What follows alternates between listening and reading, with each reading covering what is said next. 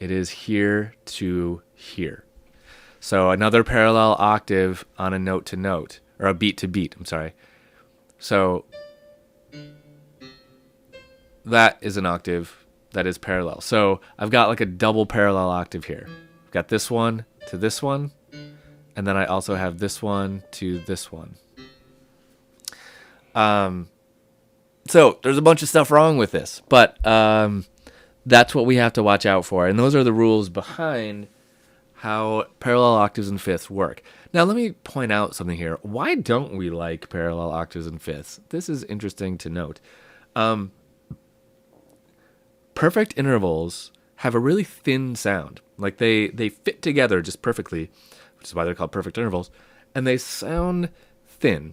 So when you're writing a counterpoint, you always are hearing two notes, right?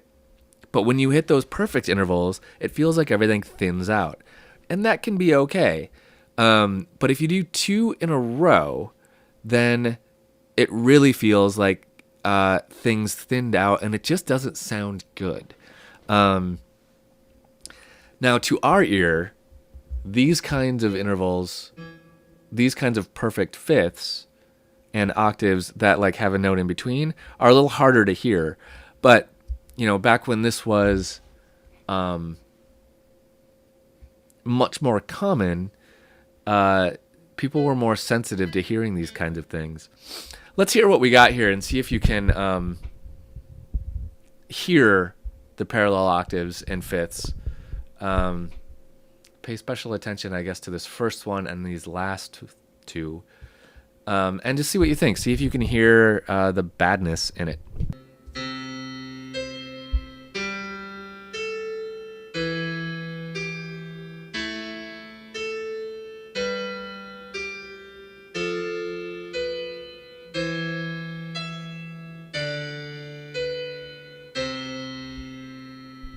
I can hear it. I don't like the sound of it. I mean, it sounds like kind of like the rug gets pulled out from under you when you hit like this interval and this interval and this last one, but that's okay. But it just feels empty in many ways.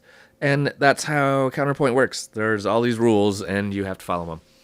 And parallel fifths and octaves are not good.